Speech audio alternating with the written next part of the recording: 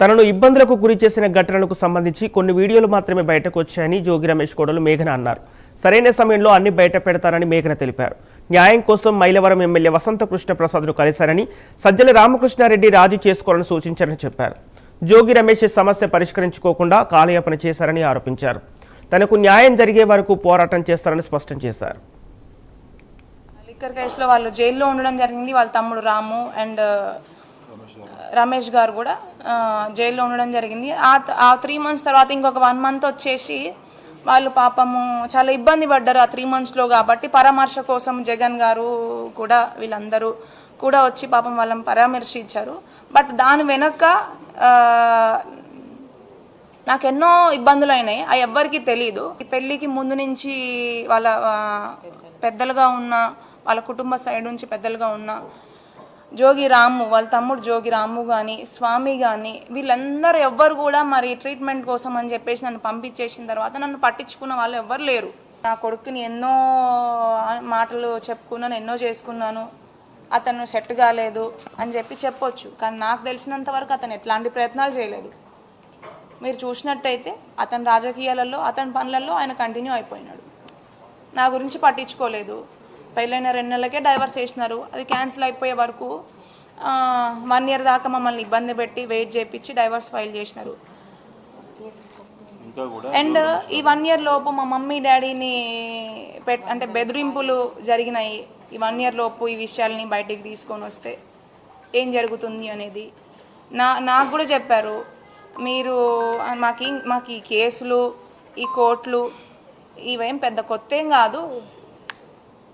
మీ అమ్మాయే మహా అయితే 5-6 ఏళ్ళు కోర్టుల చుట్టూ తిరుగుతూ ఉంటుంది. మాది పోయిందేముంది, మా అబ్బాయి ఎట్లాగో ఇంకో పెళ్లి చేసుకోవాలనే ఉద్దేశం అతనికి ముందు నుంచే లేదు. చేసుకోండి, ఏం చేద్దాం అనుకుంటున్నారు అని చెప్పేసి మమ్మల్ని పూర్తిగా వదిలేయడం జరిగింది. అన్ని మిస్టేక్స్ ఉన్న అతనే మరి కోర్టుకి కేసులకి వెళ్ళాలి. ముందే దీన్ని లోపల సెట్ చేసుకోకుండా అమ్మాయికి ఇట్లాగా మోసం చేశాను, అన్యాయం చేశాను, దీన్ని సెట్ చేసుకోకుండా మరి వాళ్ళే అన్ని రకాలుగా నా మీద తప్పుడు అంటే అలిగేషన్స్తో డైవర్స్ కేసు మ్యూచువల్గా మాట్లాడుకుంటూనే నా మీద డైవర్స్ ఫైల్ చేయడం జరిగింది. సంవత్సరం అయిపోగానే సంవత్సరం అంటే అయిపోయిన ఒక వారం 10 రోజులలో మా మీద డైవర్స్ ఫైల్ చేయడం జరిగింది. దాంతో మాకు ఖచ్చితంగా ఆ రోజే మాకు ఆగస్టులో కూడా మా మీద కేసు డైవర్స్ ఆల్రెడీ ఫైల్ చేసినారని చెప్పి తెలిసింది. దాంతో మాకు పర్ఫెక్ట్ అండ్ క్లారిటీ వచ్చింది. ఇది ముందుకు వెళ్ళే విషయం కాదు. కేవలం సంవత్సరం అయిపోయేదాకా మమ్మల్ని వెయిట్ చేయించి మమ్మల్ని ఇబ్బంది పెట్టి ఇట్లా డైవర్స్ ఫైల్ చేసి మమ్మల్ని అంటే ఆడపిల్ల తల్లిదండ్రుల్ని ఆ అమ్మాయే ఇంకా బయటికి వచ్చి 5-6 ఏళ్ళు తిరుగుతుంది బయట కోర్టుల చుట్టూ అని వాళ్ళే భయపడతారు అని చెప్పేసి మమ్మల్ని ఇట్లా ఇట్లా ఇట్లా అన్యాయం చేసే ప్రయత్నం చేశారు. నన్ను కానీ నా కుటుంబం కానీ చాలా చిన్న చూపు ఆలోచన ఉండడం వల్ల ఆయన మమ్మల్ని అంత కేర్లెస్గా అన్ని తప్పులున్నా కూడా ఇట్లా ఇట్లా ఇలాంటి బిహేవియర్తో ఇట్లా మమ్మల్ని భయపెట్టాలని చెప్పి ప్రయత్నించాడు. అంటే మా మీద చిన్న చూప అంటే ఆడపిల్ల జీవితము అని అంటే అంత చులకన భావం ఉంది ఆయనకి. వాళ్ళ ఇంట్లో ఆడపిల్లలే ఆడపిల్లల, వాళ్ళ ఇంట్లో ఆడవాళ్ళే ఆడవాళ్ళ అంటే వాళ్ళు మాత్రం ప్రొటెక్టెడ్గా లోపలగా హాయిగా ఉండాలి.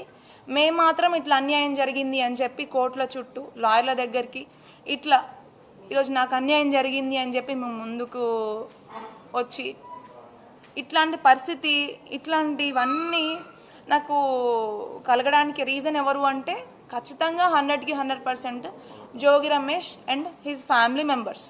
నిన్న ఇవన్నీ ఇప్పుడు నా దగ్గర ఉన్న ఆధారాలు కానీ ఆడియోలు కానీ వీడియోలు కానీ ఎవిడెన్స్ కానీ నేను నా ఆడపిల్లగా నా సేఫ్టీ కోసం నేను ప్రిజర్వ్ చేసి పెట్టుకున్నాను. వాటిని కూడా అది అన్ని ఏఐ వీడియోలు అని చెప్పేసి దాన్ని అంటే ఊరికే తీసేసినట్టు తప్పుడుగా ప్రచారం చేస్తున్నారు. మరి ఇంకా కూడా నా దగ్గర క్లియర్ ఎవిడెన్స్ అనేది ఉంది నాకు. అంటే నేను పెట్టింది జస్ట్ ఒక 20% మాత్రమే. ఆ రోజు నాకు తెలీదు ఎఫ్ఐఆర్ ఫైల్ చేసేటప్పుడే ఎవిడెన్స్ కూడా ఇవ్వాలి అని చెప్పి ఆ 20% ఎవిడెన్స్ మాత్రమే నేను ఫైల్ చేశాను. అదే బయటకు వచ్చింది. ఇంకా కూడా నా దగ్గర చాలా ప్రతి ఒక్క నేను ఎఫ్ఐఆర్లో మెన్షన్ చేసిన ప్రతి ఒక్క ఎవిడెన్స్ నా దగ్గర ఉంది. అది కూడా నేను ఖచ్చితంగా టైం వచ్చినప్పుడు మీ అందరికీ చూపిస్తాను. నాకు తొందరగా దీని నుంచి విముక్తి కలిగి నేను ఒక పీస్ఫుల్ లైఫ్ని స్టార్ట్ చేద్దామని అనుకుంటున్నాను. అది జోగి రమేష్ గారు సహకరించి నాకు విముక్తి కలిగించి ఇప్పటికైనా ఆయన పెట్టిన ఇబ్బందులను ఆపేసి విముక్తి కలిగిస్తే, అది అందరి సపోర్ట్తో, నాకు పెళ్ళికి వచ్చిన పెద్దలు కానీ వైఎస్ జగన్ గారు కానీ, ఇప్పుడు ఏంటి సజ్జల రామకృష్ణ గారు కూడా వచ్చారు. అండ్ పెళ్ళికి వచ్చిన పెద్దలందరూ ఇట్లా అందరూ పెద్దల సపోర్ట్ కూడా, ఖచ్చితంగా ఒక ఆడపిల్లకి అన్యాయం జరుగుతుంది కాబట్టి వాళ్ళందరి సపోర్ట్తో నాకు వీళ్ళని తొందరలో నాకు న్యాయం జరిగి దీంట్లో నుంచి విముక్తి మీ హెల్ప్తో కలిగించాలని చెప్పి మేము అందరినీ కోరుకుంటున్నాము.